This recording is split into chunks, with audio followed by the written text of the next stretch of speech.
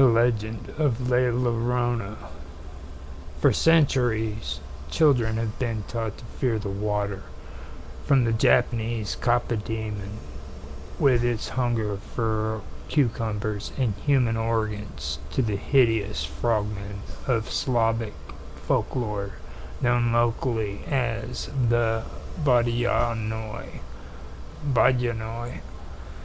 Danger has always lurked for any child who dared venture too close to the water's edge. In Latin America, the same can be said, and there are a few who take these warnings to heart as closely as those who've heard the tale of La Llorona, the weeping woman. For centuries, the name has instilled fear, whispered in the darkest corners of the forest and lingering on the lips of children who have been warned time and time again what happens to those who are naughty or wander too far from the safety of home, where the ghost of La Llorona waits. Believe it or not, this is no simple fairy tale, no campfire story. What makes La Llorona different from the others is that she wasn't some mythical creature born of the imagination of man. She was a person, a wife, a daughter, a mother of two, a flesh and bone woman a flesh and bone woman with hopes and dreams, and a family she loved, not unlike the devoted parents who have come to fear her. Simply, she was one of us until she wasn't. What turned La Llorona from just another face in the crowd to the subject of many of our nightmares was one simple act, a deed so tragic that it is unforgettable, so heinous that it is unforgivable. The cruel, heartless murder of her own very own children, the most heinous of crimes, the ultimate sin. It so happens that the father, her one true love, had abandoned her for another woman, breaking her heart and fracturing her mind, making her an outcast in her own community. Racked with the agony of his affair, she became bent on revenge, paying him back in the most horrific way imaginable, leading their children down to the water and drowning them both, one after the other.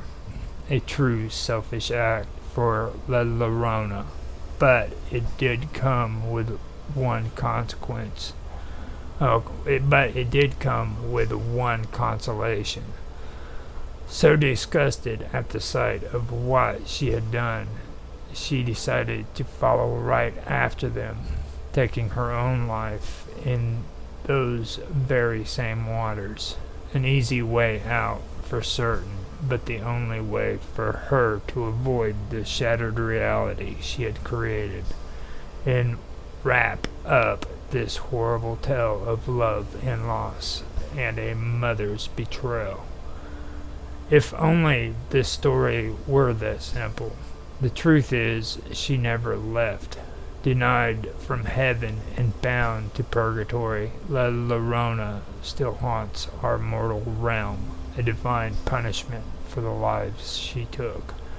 Her spirit, trapped for eternity, now roams the waterways, crying, wailing, searching desperately for her lost children, or any other unfortunate souls who might tempt fate and happen across her path.